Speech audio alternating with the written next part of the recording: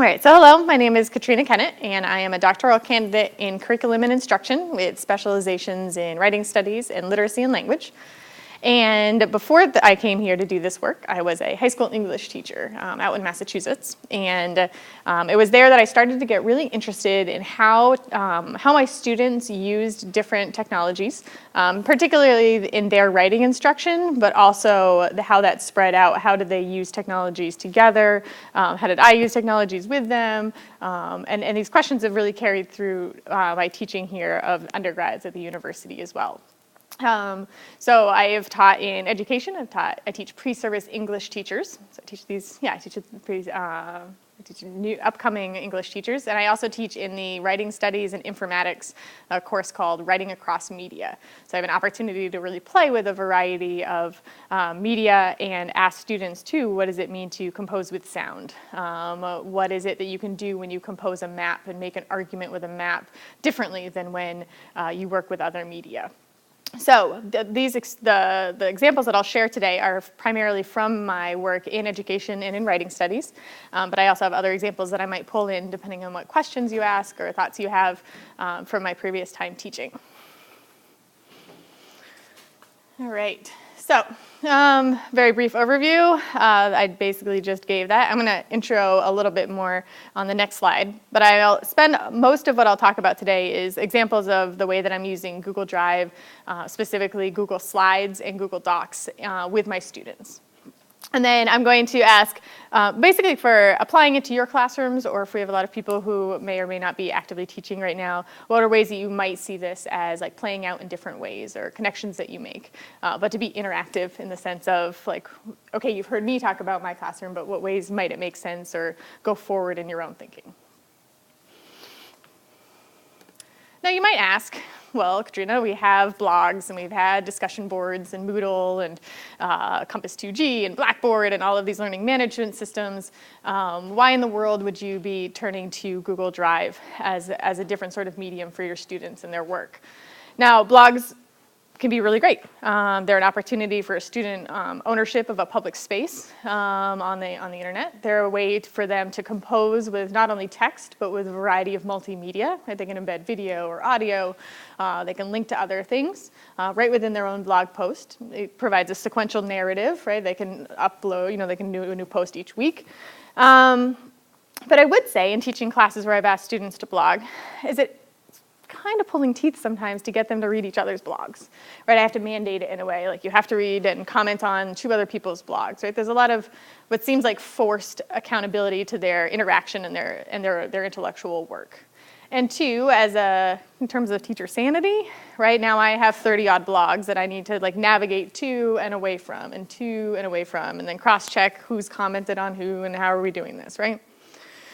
So some really important parts that I see in terms of their individual composing, but some ways in which I would prefer them to be more overlapping or interactive that the tool doesn't prevent, but makes it a little more difficult to do.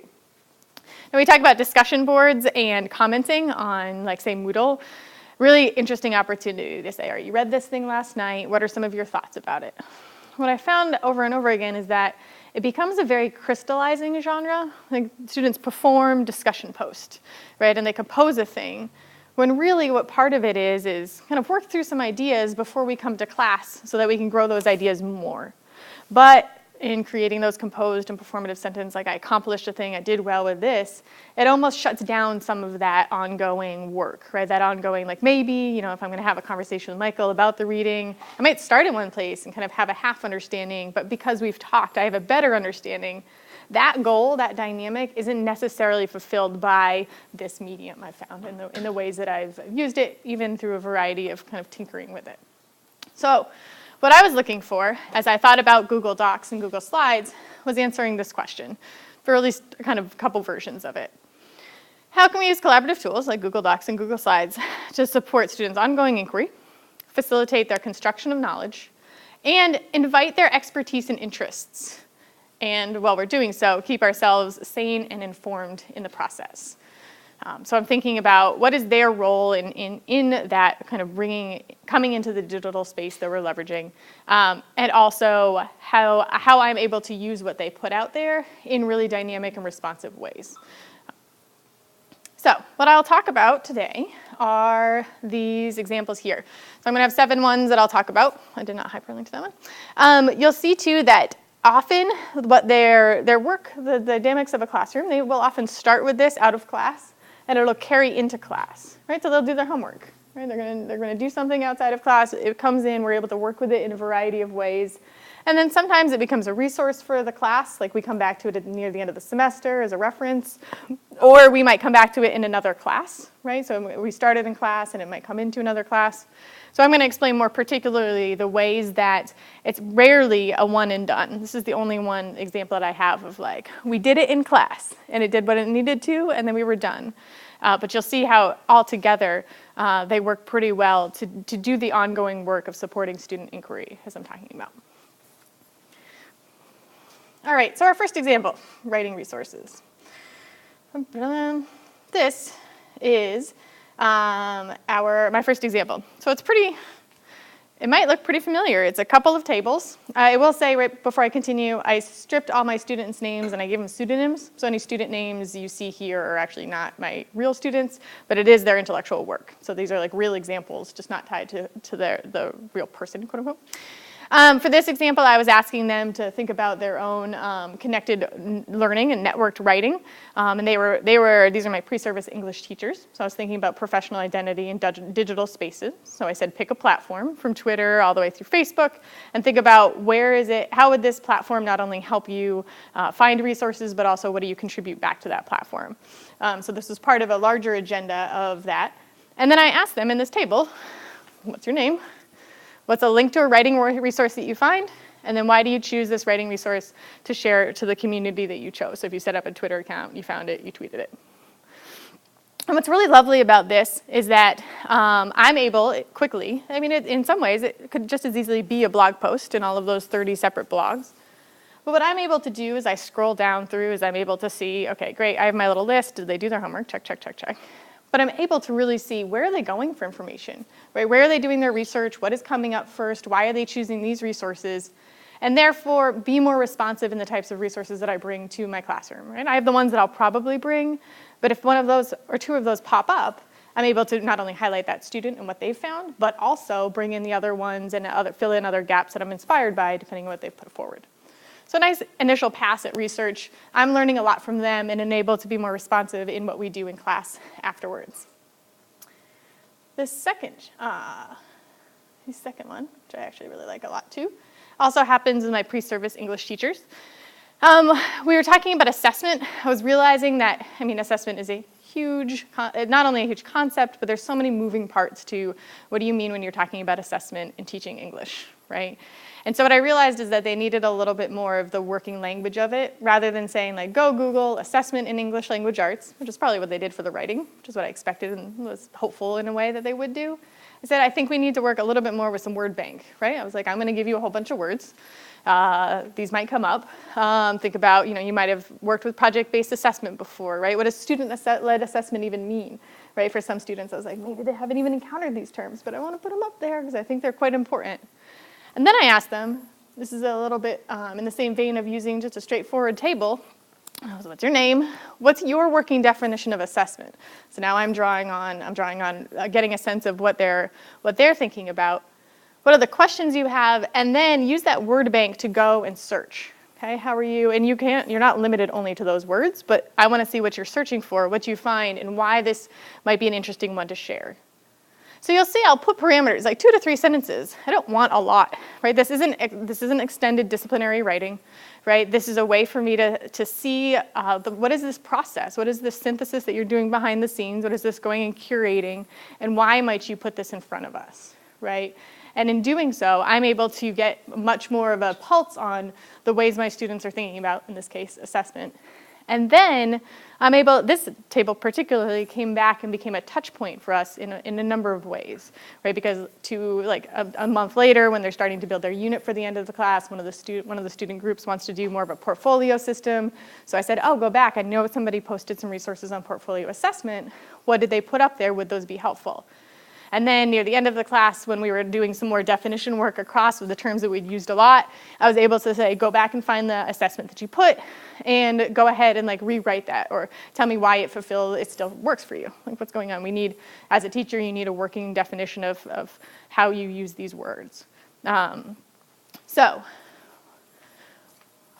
I'm really also interested in these two specifically, about how the students' work models for the other students.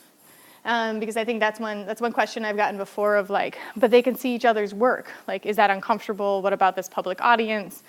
And part of it is a very intentional move on my part, right? Not only for that sanity moment, I have one doc where everybody's work is, but really importantly, because I'm starting to be able to build this culture of you're learning from each other, right? You learn from each other in class, you can also learn from each other out of class. But also, where some of my struggling students have some built-in models for some of the really good work that's being done by their peers. And it's not a deficit model, like learn from your peers. It's, oh, okay, like, oh, look, they've done these things. We're starting to get a sense of what this assignment could look like. I'm still valued for what I put up. But it does, instead of having these separate blog posts where one student's really struggling and things aren't happening in different ways, it is very separate from another stronger student. Where then I'm like, okay, do I tell that student to look at that blog when it's really clear that they are not doing this well? Or am I able to use this as a different sort of like in process? This is our dynamic working table in order for you guys to all see what each other's work looks like. I will also say that using a blog post can be just quite useful for this one was a collaborative annotation. So what I did is I posted up the link to this podcast. They needed to listen to the podcast. But I posted up this transcript, and I asked them to annotate this. Now, this transcript was of something that was out of field, right? So this is a writing studies course, but the transcript was a podcast from like geographies of space. And it was quite difficult and kind of was really going to push against some of I knew what their notions of space and time were. So like some real big things that we were struggling with here, or that I really wanted to provoke them with. Not that they were struggling, that I really wanted to say, like, you can think about time differently and space is political. And they were like, wow.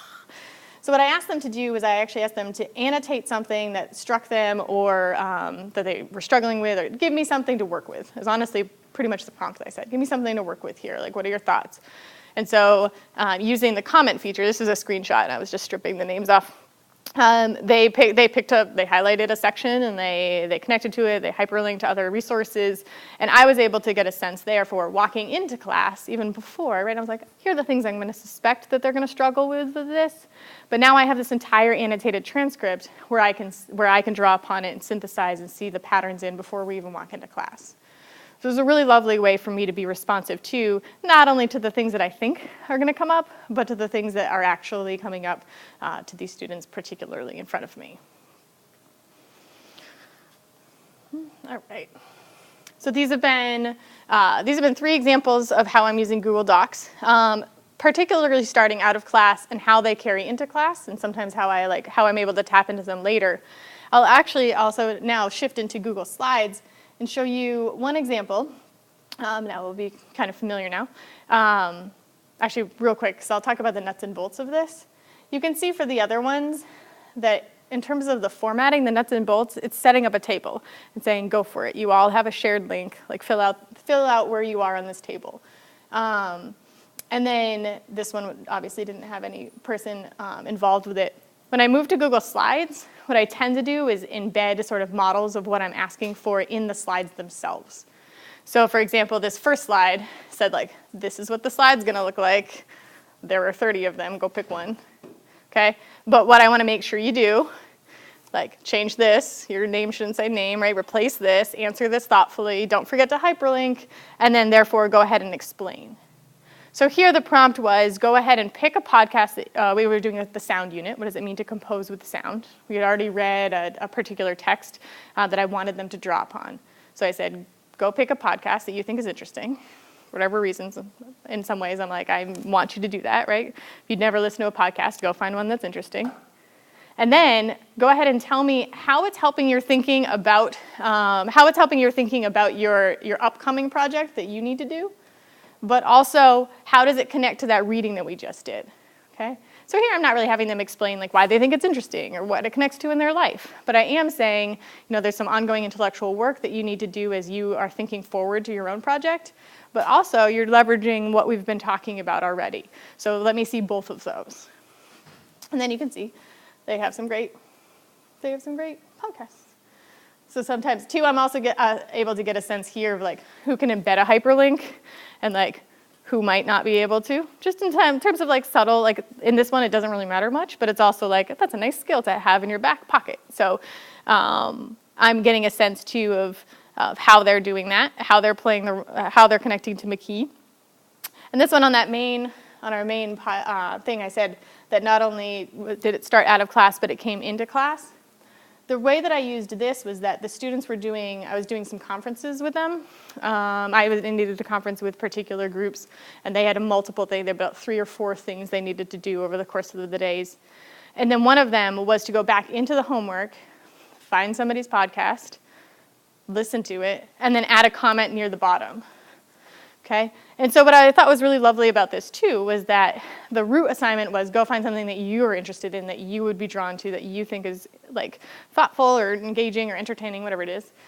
And now I was trying to push them maybe potentially out of their comfort zone a little bit more to say, now go engage with somebody else's who you may not have thought about a video game podcast, or you may not have thought about a Pokemon Go podcast, but there's still ways in which we're thinking about it in terms of our overall composing, and ways that that you're thinking about what your peers are putting up there. So too, this as assignment is not just, okay, I've accomplished it for Katrina, like thumbs up, did my homework, but also carries through in another way as people are re-engaging with how students have put things forward for each other. All right, so now, this is my example. Absolutely. Especially the ones that you've shown so far. If you go back to your very first table. Oh, yeah.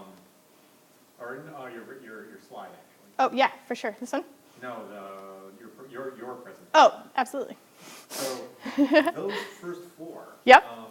You're starting out of class, you're going into class. Mm-hmm. Basically, your format's the same. You're having them fill in fields.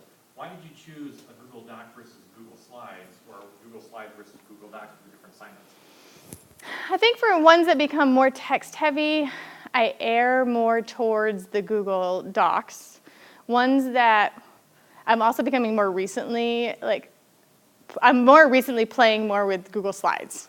I used to play a lot more with Google Docs, and so some of those early examples I think just come from, I hadn't leapt over to Google Slides yet.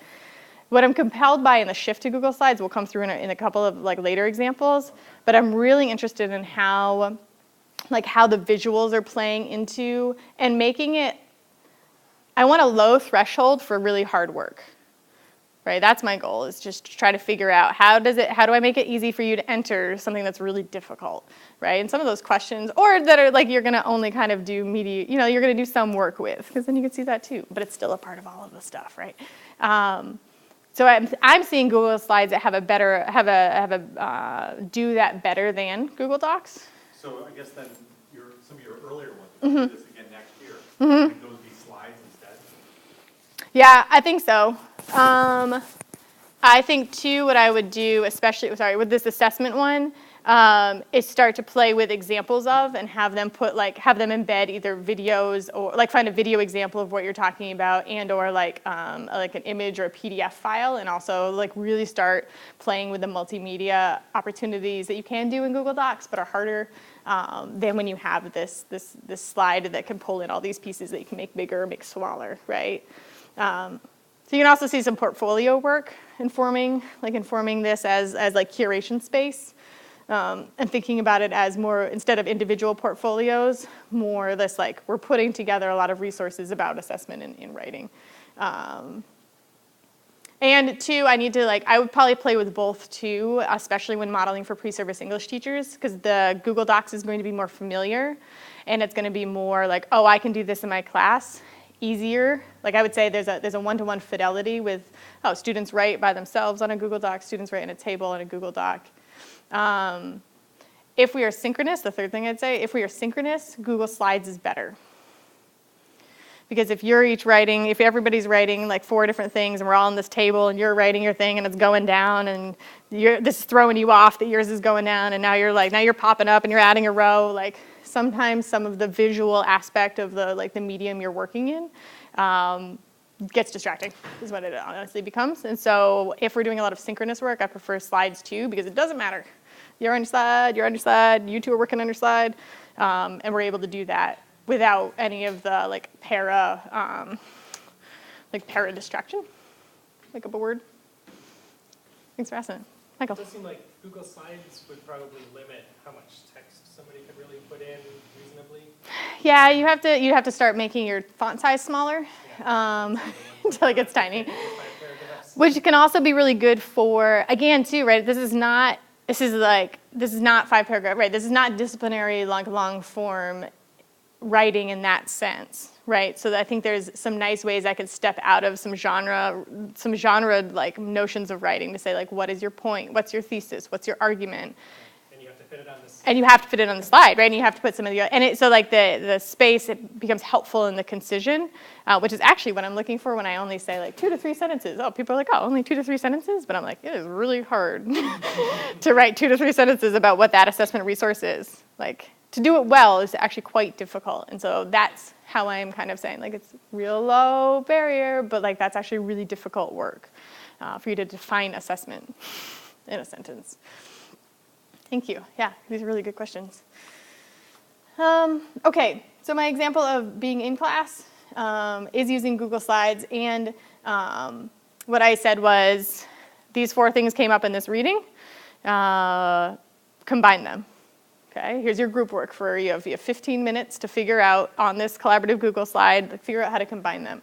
And here's one of the examples as they were working with the point of this as like a landscape as space, and here we're going to superimpose a Band-Aid on it to say that this doesn't like the Paris 15 thing alone is not doing the work to solve the climate change process, right? It is a Band-Aid to a bigger process. So it's a pretty nice argument, like, and how are you making that argument in these multimodal ways was the way that the layering of the space and politics and the prompt was getting at, and then they're putting in quotes. So what I'm seeing here, too, is an opportunity for a group to do multifaceted work in terms of, like, what do you mean? How do we mean it? Let's go back to the reading, right? Without having to assign, you are the person who puts images on, and you are the person who refers to the reading, right? And to predefine the roles that I know are going to come up if they're truly engaged in what the prompt is asking them to do. And so I'm able to then go around. They get to see each other. They're like, why are they putting Paul Rudd? No, it's not Paul Rudd. Why are they putting the mall cop in the Morrow plots? Paul Blart, thank you. I was like, Paul Blart in the Morrow plots, because they were talking about this one. They did it nice verbally. They didn't put it on here. They were talking about exclusion and like forces of like what keeps people out of a particular landscape. In this case, the University Morrow plots. You're not supposed to go into that. There's only a little sign that tells you no. So what is it? It's these specters of consequences that does so. And so this is what they were doing. But another group was like, why is there Paul Blart? So then they put Paul Blart on theirs. This is a month and a half ago, but also too, right? Trying to think about this issues of space and politics and context, like what kinds of argument are you making in layering these things that don't go together, right? We have Trump Towers over here, and we have the wall over there. So this was a really lovely, and I think even as I'm saying it, you're seeing the interactivity, you're seeing the ways in which I'm able to go around, be responsive to them, and negotiating it, how they're talking and learning from each other, all because of this particular tool. All right. So this was in keywords. Oh, this one's really lovely. I'll hyperlink to it after. So for this one, I was, so in Google Slides, you can actually hyperlink to slides within the slides. Okay, so it's like super meta, and I was having a lot of fun with it once I realized you could do this. I set them up with there's 3 sessions here. Those of you who've learned about ed cafes, you'll see this is pretty familiar, right? So we have 5 different areas of the room, 5 groups, and therefore 5 thesis statements I've set up. So if you're interested in different choices can be made with the same media, go to group 1, respect 2, 3, 4, 5, right? So they went to that group and they had a blank slide, and I said, go ahead and make that argument on this slide. Okay, so what does that look like? What does that mean? Okay, and then what they did was they talked in their group about what that means. Sometimes it was very text-based, like the way that they were working through this argument. Sometimes it was much more oriented towards particular examples, even using compare and contrast. That's funny. I did not like this group. I was like, I see some contrasting in a couple of the others, but these are just 2 gray cars. And one of the kids just looked at me. I was like, Katrina, Katrina. So 2 here, I'm doing way less of like, it should look like this, or make sure you have these things, but my attention is on the really hard work of thinking about that particular statement and its implications in the real world. Like we can say this in class, and we can say this in the readings, but where do we see this being done? And so you'll see too that on that first slide that there was actually then names underneath. So what they did is they only had 10 minutes to make a pass at it. In another class, we came back to this Google Slides, and I said, okay, now in partners, go ahead and go revise the slide that's there, right? They're obviously working. They only spent 10 minutes on it. It's good, but it needs something more, right? All of the slides do. So then I get to ask, then they went and worked with it more, and then they were able to like articulate the choices they made and how this made the argument that the slide is actually named. So 2, now this is like in class, but a way that it becomes another resource, and again, about this working language as they try to negotiate multimodal and remediation and the particular disciplinary language that we are working with.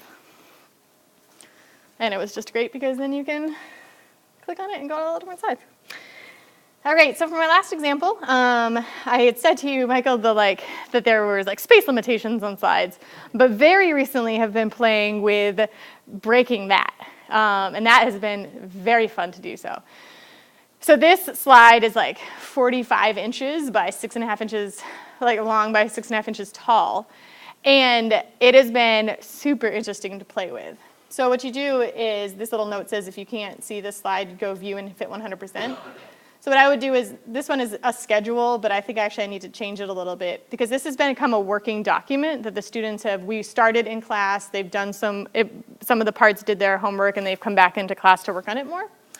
So what I mean by this is that the slide, I'll show you the overview. The slide has some like brainstorming work I knew that I would like to support them in doing. It led to some questions that I needed them to ask. I don't know if they brainstormed a lot or a little, but sooner or later we needed to do this. This is actually some resources. There are 6 squares right here. There's some resources that they needed to hyperlink or embed here. And then they're planning on teaching a half an hour of the class. And so this is the beginning of like what their schedule might be. So overarchingly, this is about 2 weeks of work, just in terms of like all the pieces that go into it. And instead of making one per class, I said, well, I'm just going to make a big long slide. And then depending on how the groups are moving and where they're going, what their resources are, they need to fill out 4 of these resources. I'm going to put in 2, depending on what they're saying. It can become this really responsive document to the type of work they're doing over a length of time. So I'll show you a little bit more closely what that looks like. So this is, again, tables, not chalking. Start here. Here are the questions that I would like them to ask and answer. So sometimes they'll leave the question in and answer it, or sometimes they'll just erase the question and put it in. The brackets are meant to be like indicative that there is a question there and that they can do either of them. I don't mind either way. And then here are the resources. And I also, hold on a second, I'll make this a little darker. It's pretty because it's gray in the thing, but I would like you to actually be able to read it. So I embedded like if they wanted to hyperlink to a Google document, if they want to insert a video. I don't care if they put a video in there or not, but I think like I'm kind of doing some nudging of like if you happen to want to do this, like this is how you do it. So I'm embedding some of those very technical skills that help them do the type of work they need to do in the document. And then again, another sort of table, and then some reflection questions that they'll need to answer at the end. All right, so any questions about my really interesting, I think it's really interesting. I hope you find it really interesting too. We'll do 50%. The longer slides as well, or as I've talked through these, these lower 4 uses of Google Slides.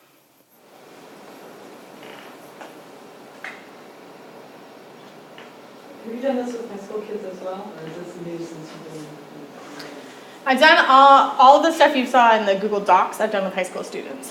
The slides, not not as well. I think I used them kind of for some of the for some of the Ed Cafe stuff, but I was still pretty Google Doc. Just curious, is Oriented. there any issues with kids messing with other people's work? So not usually. Everybody's on the same document? Right, because they're in the same document. I found the thing that has been to pay attention to most is how many people are on the same document, because the document will crash. But two, if they're signed in with their Google, if you make it so that anybody has to sign in order to do it, they're all marked with their names anyway. Or they all sit around and goof off. They're like, I'm the anonymous ferret. And then you're like, you just hear for your Yahoos, and you're like, okay, cool. So if the ferret does anything, I know who that's going to be. So I think it opens up opportunities for talking about, how do we interact in digital spaces as well as physical ones. I think I'm always more open to seeing how things play out, and then knowing that people, let alone high schoolers, can be irresponsible, and then we address it when they're irresponsible rather than kind of preempting all of their irresponsibility. I won't say any of it, but being attuned to it, I guess. We play around with, in the early days of Google Docs, we used it for collaborative essay writing and a couple other projects in high school. It was years ago. But we had some issues with people kind of vandalizing everyone else's work, but it was mostly limited to changing the colors or inserting images Right. into the middle of someone else's writing. So, all things considered, it could have been worse, but I guess it depends on how long you can keep your students on task. Right. How interested are they in it? How engaged? What's their sort of in and point of doing it? Not that I can answer all those things. They can access it from anywhere, right? So they can access it from anywhere. Yep. Once they're invited. Yeah, absolutely. And so I make all of these available via so actually, not shockingly probably, our course calendar is a Google Doc that has hyperlinks to all of the things that we've done, all the way through both readings and then these and then the particular documents we're using for the homework and everything. So they can go there and they have access. So you all have access to it. I don't know if you're gonna go in and mess it up. Writing across. Well, or even inadvertently. Well, I can always undo, right? You can always revise changes. I think it's real, right? You're trying to figure out how to effectively create, as well as what happens when things don't go as you planned. When I was a TA for undergrads, we were doing, for CS students, we were doing some project where we used Google spreadsheets to fill in information, data that you collected from another project. Okay. And we had a couple people trying to vandalize it because they were jerks. And I was able to ban that specific person who was doing it, because it does have pretty sophisticated revision tools if you know how to use it to figure out who did something and to keep them off. But then I just reminded the rest of the class, we are letting you do this as a group so that each group does not have to individually collect all of this data. If people keep vandalizing it, we will make all of you do it separately and you'll be graded on that. So that sort of group shaming was very effective, because then other people started reporting the vandals. And the threat of having to do more work. Yes. More work on top of This it, is right? actually helping you if you don't mess it up. But most of them wanted to work. I think it was the gentle reminder of what happens when you don't that was able to kind of urge them into being more responsible. Right. Support the bystanders. Just Yeah. nudge them a little bit. For sure. I'm actually kind of interested if you are aware at all of the work Matt Sullen and his colleagues are doing in the physics department with their sort of pre-lecture online tools for introducing topics to students and gauging how much they understand it before the lecture begins. It's only covering, their version of it only covers a little of what you seem to be accomplishing with this technology. Okay. It's only the part you were The talking pre-part. about where you can gauge their understanding. It seems like they're really doing the quantitative version of what you're doing qualitatively. Yeah. Because physics lends itself to multiple choice questions in a Right. way that writing and other topics don't really. And I was just wondering if you were aware of that. No, I wasn't. I'd be interested. I know he's been doing research on how these sort of pre-lecture things help students and the engagement. They use iPrepares very heavily. Okay. and those pre-lectures very heavily. They have a whole system based around it. Been using it for a long time. Yes, he's been doing it for a while. He's using Google Docs for that? No. They're using a system I think they built especially for this service. It's actually very different in execution Okay. to what's going on here, but it's very similar in theory. In like intent. Yeah. And scaled up for lectures of like 400 students. Yeah, So- this would be completely unmanageable for 400 students. And I think that's why they have to do it quantitatively instead of qualitatively. To get a sense of that. I mean, he still goes through and reads every single comment that students leave at the end of the pre-lectures. That's great. But I don't know how he has time for that. Probably has some kids like me. Yeah, so it might be somebody you're Cool. talking to about it. I don't know. Thanks. Yeah. All right, so here's the promised time to play on this actual Google Doc. What I wouldn't mind doing is taking 5 minutes. Actually, what I'll do is take 5 minutes and maybe talk to the people around you about what you see as like how this could play out, what it connects to, what implications could this have for you thinking forward. That's what I'm interested in. So let's take about 5 minutes, and then I'll do a 1 minute and thank you for coming, and then we'll be done with our time. So does Google Docs let you, to kind of get around what you were saying, in one common space, can you make a document and you make a document and you have access only to yours? You Or can make only separate. edit access to You yours? can make separate Google documents. So some documents have several different layers of permissions. 3 that I can think of at the moment. There's view only. There's full edit permissions. And is that for And then there's document or is that for revision folder? permissions, where you can suggest revisions, but they don't take place until the owner of the document accepts them. Is that permissions like? And that's just for the whole document, it's not for individual sections of it. And so Yeah, on you the can- document level, You can give full permissions for a folder. I don't remember for a folder what other permissions. Like, I don't know if there's anybody can create a document, but they can only edit their own document type of permission. I'm not sure if that exists. I think, Like, if you wanted to give the class a folder, you're asking like, yeah. you give them a space in which They anyone can can read put a their new own. document in, Yeah, you can do that. but nobody else can mess with their document. Right. Because, I mean, it'd be, as a teacher, it'd be nice to have the one common space. It'd be also nice if, you can look at other people's documents, but you can't mess with other I people's think documents. that's definitely possible if the teacher is willing to put in an amount of work to create the documents beforehand and give individual access to the Right. students. It's like if I made a document and I gave you permission to yours, but you view, all the rest of you have view-only permission to yours, but you can edit yours. That would be done, That's but in the same it's like the hub. You would put them in the same folder just to Just have for them sanity organized sake. together. Right. I mean, So like, yeah, you could give, I think you could give view access to the whole folder and then create 30 Individually documents give edit and access. say, yeah, I mean, it would be a very manual process. Like, Yeah. say, Rebecca can edit this so document. Rebecca you can couldn't edit go this into my document. view folder and create her own document.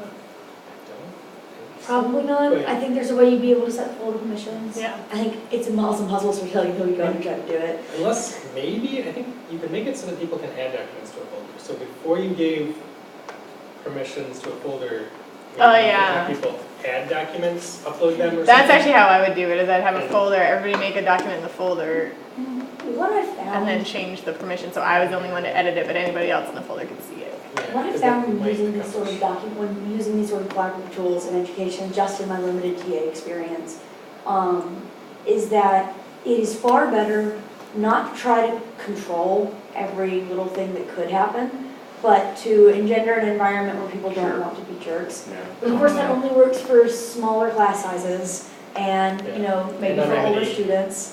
Yeah, Um, anonymity makes it really easy to Yeah. think you can just get away with something. And there's other tools you can use other than Google Docs if you want different levels of control or maybe a different process. You, for instance, could use a website like WordPress where people would be able to create new pages on the website that could link to other pages and not necessarily be able to edit other people's stuff. Or you can do HackPad where everything is inherently, it's like Google Docs, only what you write is always in the same color and is always tagged. So it's a little different than track changes because you are editing the document, but everything you do is also very tracked. And we manually did stuff like that when we were working Okay. together. We would all choose a color so yeah. that people knew what it was, and then people would edit. Like, we wanted everybody to write something and then edit someone else's thing. So we used colors to track that. It's a voluntary process, but I mean, it can work too. when we're trying I'm to just- use documents for collaborative things. Yeah, and it comes back to what you were just saying, like, what is it that you're trying to do? And Yeah. there's like for this, like my main goal is everybody's doing their homework, and that I can get a sense of their engagement with that homework. Are there kids that probably slide by based on what the other kids are doing? For sure. Are they still doing something? Do I most of the time figure out who that is anyway, like between the class discussions and the online work? Yes. Is it helping what I think the more struggling students do their work? Yes. You know, so I think there's always the like things that you're balancing and considering, and for me it's this type of work, having it all together, having it more immediate is having them also inform what they're doing, and I think that's just such an important part that I don't see some of these other tools helping me, being as flexible to help me accomplish. These Google tools in general are really great for everybody being able to edit things at once. Mhm. I don't know of other tools that do it quite as well. Yeah. But Padlet's pretty good. Padlet's like a digital post-it note wall. So if you ever wanted to, anything that you've ever done with post-its in like group work, it's really easily facilitated by Padlet. And so, but like it's cool because as a digital post-it note, you can attach videos and websites and like things to your post-it, which you obviously can't do with post-its. as a student, I always preferred using online medium whenever possible, even if it wasn't quite as convenient as print medium, because I had poor penmanship in that I could write clearly or I could write quickly, but not both. So it was, I could type really fast and obviously it was legible because it's typing. Right. So it was always easier for me to do things like that. If there was an electronic version of a post-it note, I would prefer that to the physical one. That's pretty interesting too for that, like that coming back. Like I find the ways in which all of these are useful for it. It's not just one and done. Like it's not just okay, we're moving on, right? Like how are the tools helping me do that kind of building and that building work where you're kind of doing these multiple passes at, and it becomes like what we do out of class and what we do in class, and then like I said, also does some of that modeling for different practices that might work, especially for the pre-service teachers, right? What are the types of practices that they might be able to borrow as they think about supporting their own students in their writing practices? It seems really cool that you're exposing students to a lot of these tools just to begin with, because it seems like maybe from your stories about their experience levels, that maybe a lot of them didn't know about collaborative editing tools like this beforehand. So just knowing about it before they go into actual teaching, like realsies, it seems like it could be helpful. I would say, just sort of as an aside, I was a math pre-service teacher, and I'm always amazed at how little technology they use in high school. Really. Yeah, I mean, like, no. It probably depends heavily on which high school you went to. Well, yeah, but I mean, they're here, so. Depends on anything. No math technology in high school. I was gonna say there's a lot of these are like less. It's interesting to see like what kinds of tools. Like I'm really drawn to way more flexible tools, right? You know, but like to see what kinds of tools are then like targeted towards math classrooms have very seem rigid in some ways. I don't teach math, so I don't know. But like when I see teachers like reject them, they're like it's not doing what I want it to do.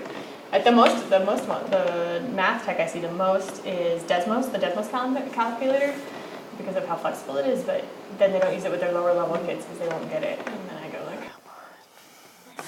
Desmos is pretty new too, but I mean, it's like GeoGebra, it's free, and it's like a word processor, you can do stuff in it, you can do anything you want in it. What's it called? GeoGebra? Like, yeah.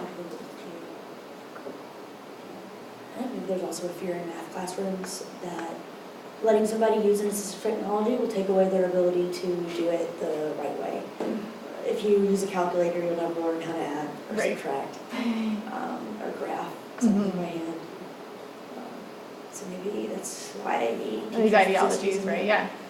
Because there's ideologies in teaching, there's ideologies embedded in these tools. Like what you were asking too about like folders and permissions and stuff carries into some of my critiques of Google Classroom. Like so Google Classroom said like we're going to make some of your workflow easier, right? You want to give a document, want everybody have their own individual one, sweet, we can make that really, really easy.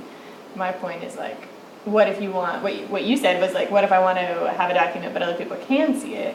is actually quite difficult to do in Google Classroom, right? There's some participatory architectures that are not built into its building so far, right? And so being really, seeing how those, like what happens when you're trying to accomplish something with a particular tool is a much different ideology than you gotta figure out which one to do. All right. I will very briefly wrap this up because this is great. All right, so this is really lovely, and I want to thank you all for coming today. It's been really nice to be able to talk through some of the ways in which I've thought about these pretty familiar tools and how I use them in a variety of ways to help us think about the type of hard work that we use our tools for, and how we use them not to make it easy for kids to do hard work, but to make it easier for them to do the hard work, which I think is an important distinction that helps us really think about the tools that we use in relation to the students that we have. Thank you for coming.